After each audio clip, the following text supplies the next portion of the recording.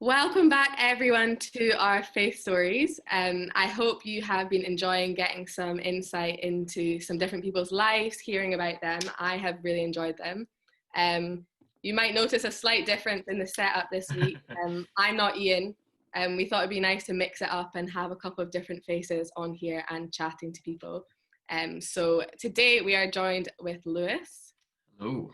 And Lewis is going to share with us a bit about his life and how he got to know Jesus and what his life has looked like since then. So I'll just ask you, Lewis, to give us a bit of background on who you are, where you grew up, and kind of what early life looked like for you. Yeah. Honestly, like I feel like I'm one of these people that question's really boring. Like I love my family, great family, grew up near Glasgow. Yeah, like it's one of these things where it's like I don't have this like dramatic childhood thing. I was raised in a family that weren't believers.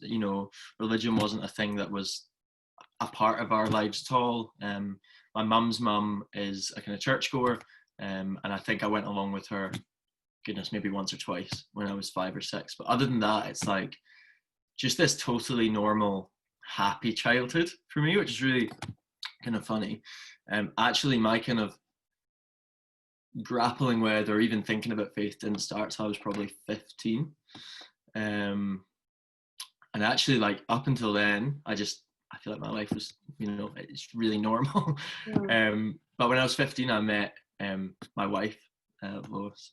We met at school, and she, I met her and just kind of classic teenage guy, just thought I'd kind of drop into her MSN and see how she was doing, and we'd never spoken before. And like I think one of the first things I asked her was like, what were you doing this weekend? And to my like complete dismay, she said, I was at a Christian camp because I'm a Christian. It's just like, so I've been to church once or twice, so I'm like, I'm just gonna chance my arm. And I said, that's so cool, I'm a Christian too. I didn't know we had that in common.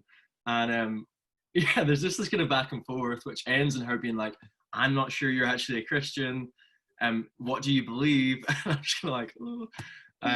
And so like that was the point that I probably first heard the gospel, where she was really just like, hey, this is what Christians believe. If you don't believe this, you're not a Christian. Which it's like the first time I've spoken, like not the first time, but the kind of first couple of weeks I've spoken to this girl. It's just like, maybe shouldn't have messaged her. But we started up this like really great friendship, and for a long time we were just friends. And but my initial response to that, like telling me that actually Christianity is not just going to church, it's knowing that you're a sinner and asking Jesus for forgiveness. That was just the kind of basics that she told me. Totally disgusted me actually. So I'd kind of lived the first probably 15 years of my life, just not, these things didn't matter to me at all. And I shifted at that point into like aggression, not, my response wasn't just kind of like, whatever, I'll move on. It was like real anger. And so I just got really deep into this kind of like new atheist thing. A couple of years ago, we scrolled right back through our Facebook messages, Lois and I, and just the things I was saying to her, about her faith, and about her and the things she believed and all that kind of thing, just so cruel. I essentially made it my like everyday mission to like turn everyone away from faith. It's ridiculous levels of kind of antagonistic sentiment against religion. But yeah, and it's kind of funny because actually I heard the gospel then, I reacted like that. And then there's this kind of like 4-year gap. I actually put my trust in Jesus when I was 19. It's this 4-year gap, 15 to 19, where so much of the kind of groundwork was sort of laid through all these different things that, you know the way it is in your head, it's like all this stuff, but there's probably a few big things that, would have been the kind of main things. But that's sort of like the background of how I first heard and my childhood. Wow. And when did that kind of switch take place between disgust and kind of anger with what you had heard to something completely different? Yeah, okay, like, so it's 4 years of story, but for me it's kind of like the meat of it. But essentially I was 15, really disgusted, that kind of thing. But at the same time, I'm, just super unhappy. Don't really fit in with my group of friends at school. I'm, really low all the time. Just that kind of classic angsty teenager, but with also a layer of genuine, almost depression at the time. And just really having this sense of kind of hopelessness, don't fit in, don't know where I'm ever going to find happiness or that kind of thing. And so start scrambling at all these different things for it. So, got super into like smoking weed and all this kind of thing. And I was 15, 16, and just this whole, don't quite know how to put it, but almost like an emotional kind of callous over me, where I just sort of shut myself off from the world. And I remember a time, I really hate actually remembering this because it just kind of shows who I was, but I think it's a good way of showing what Jesus has done in me. But there was a girl at our school when I was in 5th year, and she had what I would probably now say were kind of major learning difficulties. At the time, I didn't use that language, but she used to hang out at the school gates a lot when we'd walk in the morning. I think kind of one of my friend group smiled at her or something, and she took that away, and she messaged me on Facebook, just saying hi. And we essentially, my friend and I, just thought it'd be really funny to kind of string this girl along, pretend that I was really into her, pretend that I wanted a relationship with her. And it got to the point where I was like, just me and goodness, yeah, it's just horrific level of where I like set up a day and time with her to meet up, and just like sitting in my friend's room, find it really funny that she was going to be there. And just it's terrible, and it just, but I think it's just like an example of the kind of level of, I had made kind of cruelty and sarcasm and nobody touches me and I'll be horrible to everyone else because then I'm not vulnerable sort of thing, as this guard when I was kind of 15 into kind of 17. And just, that level of just cruelty and kind of being known as someone who's sarcastic and that kind of thing. But I mean, those are kind of my school years, just not really fitting in and being kind of closed off and mean, and really just kind of finding some kind of comfort in just drinking a lot and smoking a lot of drugs and that kind of thing. But then I left school at the end of 6th year. Quite a few of my friends went off to uni and that kind of thing, and so I took a gap year and just completely changed. And it was just totally random, a quote from the movie Fight Club actually, which made me be like, I need to stop smoking weed, and it was just really strange, but sent me into this really crazy tunnel of reading all this kind of like self-help stuff and all that kind of thing, and actually finding Buddhism, which was this really kind of time in my life that I didn't really share with anyone, but a time where most of my friends had gone away. I was spending a lot of time alone, but waking up kind of 5:30, 6 in the morning to meditate, getting really deep into this stuff. I had a checklist on my computer, and this is what like we would now in like religious jargon call legalism, right? But at the time it was just like, here's a checklist, and it had things like don't smoke weed, don't drink, don't swear, meditate half an hour, but all this kind of stuff, make eye contact, all that stuff. And I would tick or cross it every day. Wow. And so I would go to bed, there was like 50 things in this list. I would go to bed with, say, more than half red crosses, just like totally depressed. And if it was all green, I'd be like, yes, I'm smashing it. I just had this weight of, and I think that was based off of looking back at being that teenager who was cruel and, totally unkind and all that kind of thing, where I just was kind of confronted with the fact that I needed something in me to change. But I just ran to this like system where I would just work really hard. And I think that, that whole year, that's all it really was for me. It was really kind of interior. I was just working so hard, but at the same time was still really low, really not feeling like I fit in, all this kind of stuff, but not interested in kind of Christianity or anything like that. Just finding that sort of, I think, religious outlet that I'd actually always been looking for in this kind of system that also meant I could be really individualistic and work really hard. But that year passed, And then I went to Edinburgh Uni, and my like big thing going to Edinburgh, the only Buddhist temple in Scotland is in Dumfries. And I was like, Wow. it's great. I'm going to make like every 2 weeks a trip to this place. And there's a Buddhist society in Edinburgh. And I'm just going to like find friends that help me in this journey and blah, blah, blah. And yeah, honestly, I went to Edinburgh Uni. I made 3 friends. I've lost contact with all of them for really, really messy reasons. We're just 4 really broken people who, yeah, actually just made life really difficult for each other, and the opposite of what I was looking for. Right? So I was kind of thinking, stuck in this small town, Helensburgh, but I'm going to go to the city and find myself, sort of thing. And it just didn't happen. It was terrible. And probably October of that first year, through Christmas, just fell into a deep, deep, deep depression. Kind of contemplating suicide levels of depression. And it was November that Lois, and we'd been friends this whole time, but with no real kind of interest from me in faith or anything like that, that she just said, hey, look, you're obviously looking for something. Do you want to read? It was Uncover, which I think is marked now in CUs, but it was Look at the time. It's like 7 years ago. And we just sat down and read Uncover, Look. And goodness, I just remember being, really depressed, totally confused. Like, I don't know what I believe. I don't know what I'm living for. And reading, I think it's chapter 3 of Luke, where Jesus says, it is not the healthy that need a doctor, it's the sick. And I do not come for the righteous, I come for sinners. And just being so blown away with the character of this person, Jesus. I always like to compare it to the Buddha. His dying words were strive unceasingly.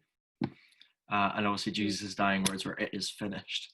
And just that contrast, I didn't become a Christian at that point, but the contrast fully hit me. But I didn't believe it was real. And so I sort of ditched the Buddhism thing. I realized, actually, if this Jesus guy is real, he's what I need. I need just someone outside of me to just do something for me, to heal me, to fix me. And actually the kind of legalism, religious running of Buddhism was actually just making me worse. It's making me anxious, and I have to tick all these boxes and all this kind of thing. But I read those words from Jesus. They really, really struck me. That was November, and I just kind of continued in that pattern of depression, and didn't believe that what Jesus was saying was true. Just believed that if it was, it would be quite cool. And tried praying and that kind of thing, and just that old atheist aggression, every time I would close my eyes, would just kind of like lurch back up. And it would be, that internal voice of like, stop being stupid, it's just a crutch because you're depressed, all this kind of stuff. But they're really, after Christmas, I went home and obviously came back for second semester. Depression was just getting worse. And I remember, it's really funny actually, my mum's mum, my nana, who I said goes to church, she works in a secondhand bookshop. So a really strange detail. And just before I moved to Edinburgh, I was wanting to read Catch 22, and I said to her, hey, can you get me Catch 22 from the Red Cross bookshop? And she gave me it on my last day before I went to uni, and slipped inside was the New Testament. And so it's just been sitting on my shelf this whole time, right? And I'm totally at wit's end, like thinking about how to kill myself level. Like I'm just finished. And just essentially see this New Testament and think, Hail Mary, I'm just going to see, and flip it open. And I like now don't even advocate this way of reading the Bible. I'm like, don't just flip it open and see what God does. But flipped it open, and my eye just lands on Matthew 11:28, which is, come to me, Jesus speaking, come to me, all you who are weary and burdened, and I will give you rest. And just genuinely breaking down in floods of tears. I mean, like a couple of hours breakdown, just like totally broken. And then a couple of days later, reading Psalm 139, where David says, where can I flee from your presence? If I go to hell, or if I go to heaven, or if I, all these kind of things, you're there. And just being like, he's coming after me.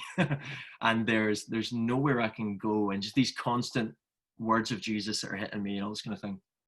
And there was a night, and it was Lois's flatmate had just been baptized, and she dragged me along, and that night, just walking through the meadows in Edinburgh, kind of 3 a.m. I'd be hanging out with her and her flatmates, just kind of quite late, and then 3 a.m. walking home, and just I'm hit by the weight of my need for Jesus, and yeah, it's like something out of a movie. It's like something out of God's Not Dead or something. This like atheist guy who I just fell to my knees, and it was ridiculous. I mean, just crying in the meadows, 3 a.m, genuinely screaming at the top of my lungs, just like, why me? Why me? You know, the full weight of these kind of like years of depression and pain and all this kind of stuff.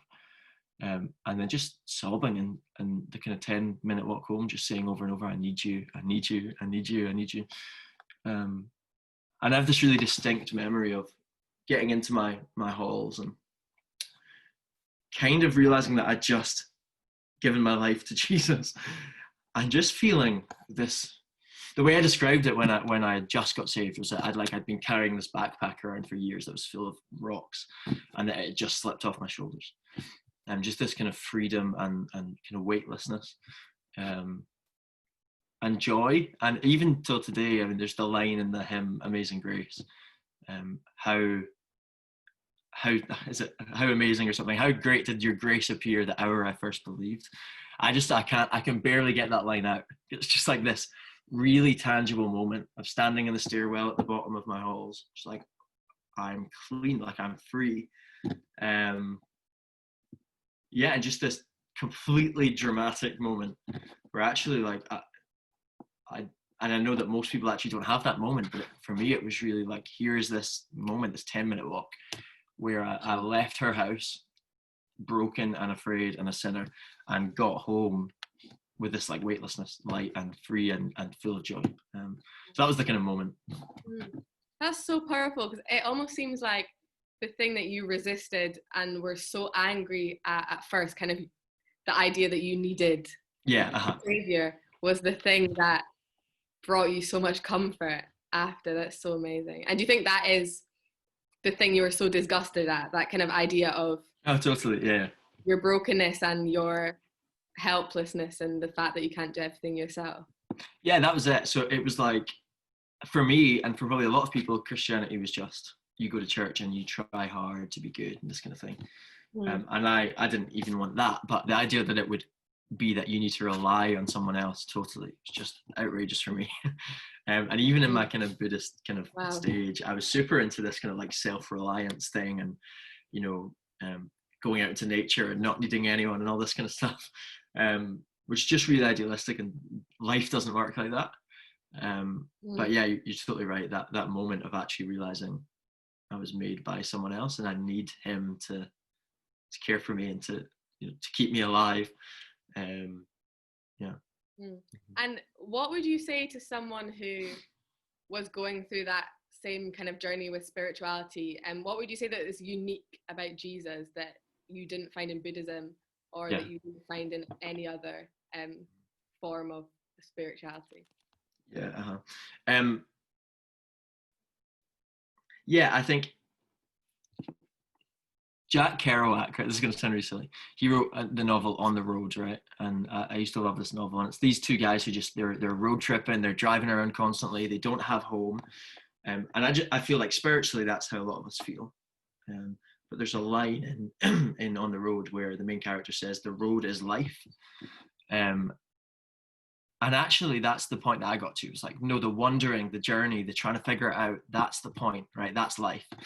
And I think every other thing that I tried agreed with me. So Buddhism, it was like, follow the Eightfold Path and the Four Noble Truths, and you'll be on this journey, and it's all about a journey, right? And this kind of new agey process of change, and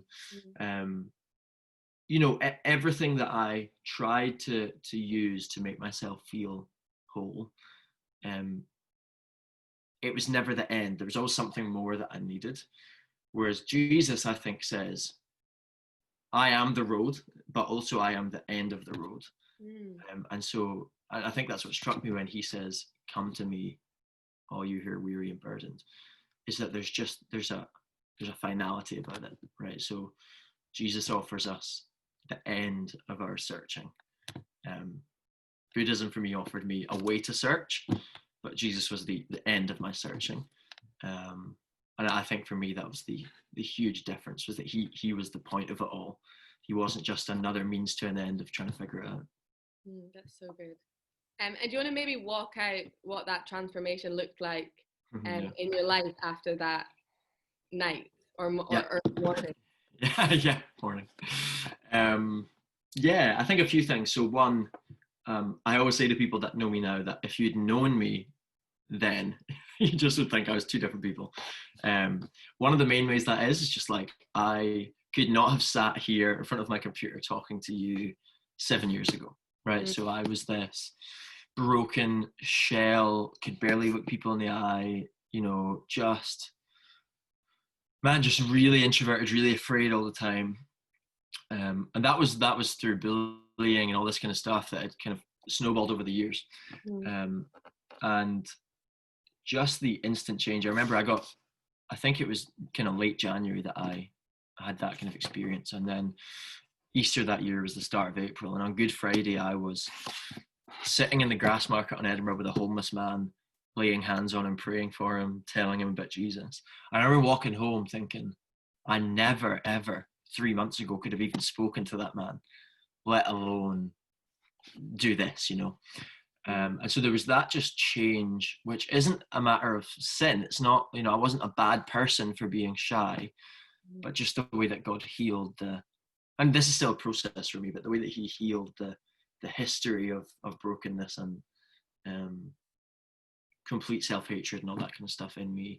And I actually saw a tweet the other day that it just totally resonated with me, where a guy was saying he was an American guy, a big pothead at school. We don't really use that phrase, but and he said, hey, God, he preaches now, and he said, hey, God, we see potheads and God sees preachers. And I just thought, man, like, I'm 15 and I'm at the back of the school gate smoking weed. I would never have believed that I'd be preaching God's word 9 years later, And so there's just this, for me, every time that God gives me the privilege of even speaking about him or for him, there's just this weight of, man, I don't deserve this. I couldn't even speak before, I was so shy. And now he allowed, even just being able to do this, to speak and to speak about him. So there's that's one way. And then the other is just, I think that actually, as much as it was dramatic, it was also a slow process of change for me. What we spoke about before was like just an emotional shutting off and kind of cruelty and sarcasm, and actually quite an addictive personality as well that I have. It's taken me years, and still today I'm wrestling with things that I was that day. And I think I just feel it's important to say that, because as much as that was this huge dramatic moment for me, I wasn't suddenly, a halo above my head kind of saint, I just was still broken, and suddenly had this power in me, by the Holy Spirit to change. But it's been a slow process. But I think for me, it's always that kind of actual personality change that's the kind of one for me that makes me really emotional. It's just that, like, it says in 2 Corinthians that all who are in Christ are a new creature. And that's true for all of us on a spiritual level. And it's becoming true of us physically and the way we behave. But just being able to see that for me in the really practical, physical parts of my life, it's a privilege actually for me to see that. So. Yeah, I think it's so cool looking at transformation as a long process.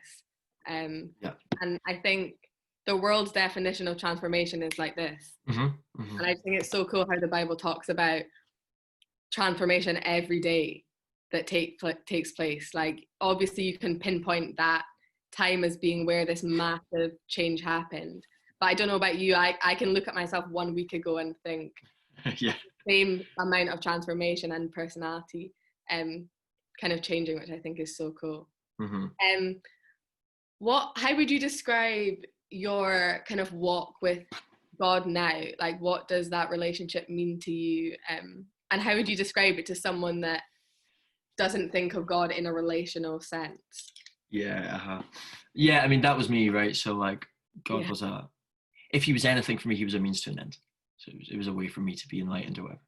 Um, I think that the way I've explained it historically to people has been that the thing we were made for, you know, I spent all these years grappling. I now see it this way, for the thing I was made for. And I couldn't find it in drugs, and I couldn't find it in, you know, shutting myself off and giving up, and I couldn't find it in other people, and I couldn't find it in Buddhism. And actually, I think faith is, it's a connection to the God who made us for himself, right? That's what Christianity is. And so as much as it can be kind of weird, I think, for people to hear about having what does it mean to have a relationship with God? You know, we can't see him, you know, we can't touch him or anything like that. But actually, for me, thinking about it that way, in terms of I was made for him, and that idea that my heart was wandering and restless and just afraid and couldn't find a home, and actually he is home. And that feeling that we all know of, you're on holiday, a 2-week holiday, and by kind of day 12 you're enjoying yourself, but you want home. Actually he's home for me, he's home for everyone. And for me, that's just the absolute joy of it, isn't it? Where because of Jesus we can come home to God. And you know, we were wandering away, and just trying to find home in places that we could never find it, but actually Jesus has made it possible for me to come home. I just love that image. Yeah. Wow. And I know we talked about transformation as this really beautiful thing, and kind of new life as being better than the old life. And I think, as you explained, in kind of with mental health and just not enjoying or liking yourself or your life, that is maybe easier to see that transformation was really positive. What would you say to people who maybe like who they are right now, or have a really easy life, but are still think that there's something more, that maybe think that transformation would be a bit scary and losing their self would be scary? And what would you say to that? Yeah, I mean, I think they're right. I think that you come to Jesus, you lose yourself. I can't remember who it was, but somebody said that when Jesus calls a man, he bids him to come and die. And that's true. And that was easier for me to swallow, in a sense, not totally, but easier for me, because I mean, that night that I read the Gospel of Matthew, I wanted to die. So, you know, for those who don't, I think actually that there's just a difficult reality there, that there's an act of faith, isn't there? And the way I said it before is like, the DVD rental place Blockbuster that used to be utterly thriving and everyone loved when they were a kid. I never would have believed when I was 10 and took my weekly Friday night trip to get a video that place would just be dead in the water in 5-6 years because of Netflix, right? But if somebody had said, hey, look, this thing's at the peak of its power and it's about to crash, you shouldn't invest in it, you should invest in Netflix, you'd be like, that's really stupid. But actually, God, who knows all things, you know, he knows that the things that we think are good and are going to last, actually they're just about to run out. They're not worth investing in. And the kingdom and the presence of God, you know, the life of God that he offers us, that does last. And the reality is that it's hard to see that. But there's just an act of faith there, isn't there? And like, actually, there's things that I've given up that I would rather not have. But, you know, we trust when God says that he is going to last forever, and that, you know, he's the Netflix, so to put it.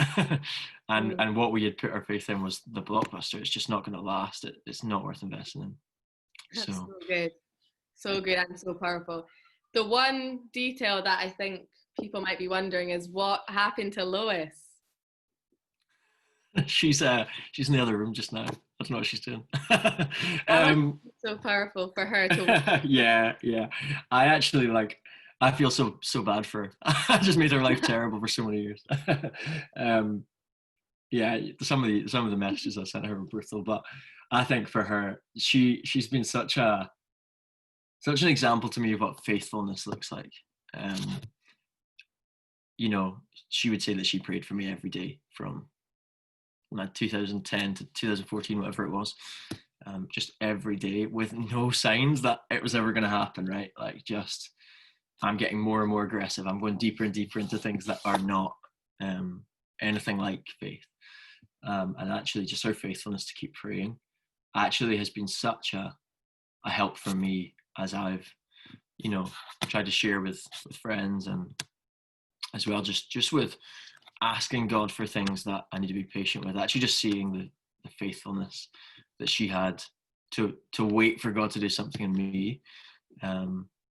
Yeah, just really powerful for me to see that. Yeah. Yeah, amazing. Well, thank you so much for sharing. Yeah. And I just want to quickly say, for anyone that's watching this and relates to any part of Lewis's story, maybe you stumbled across this YouTube channel and you've never heard of this God that you can have a relationship with. I think we would just urge you to pick up a Bible. Maybe if you have been directed here by someone, chat to them. If you don't know anyone that knows Jesus, get in touch with one of our social media pages. Our Instagram is Glasgow Grace. Yeah, we'd love to chat to you. And I just think it's so cool to hear a different story of someone that has come from the complete other end of the spectrum and to this amazing walk with Jesus. So yeah, thank you so much. Okay. And Thanks. yeah, keep a lookout for the next faith story. I don't know who it's going to be with. I don't know if there'll be another person interviewing, but yeah, I think this is really exciting. And I feel like I'm getting to know so many people so much better. Yeah. I've been curious about Lewis's testimony for a while, and that was the first time I've heard it. So really exciting. And I hope you guys got as much out of it as I did.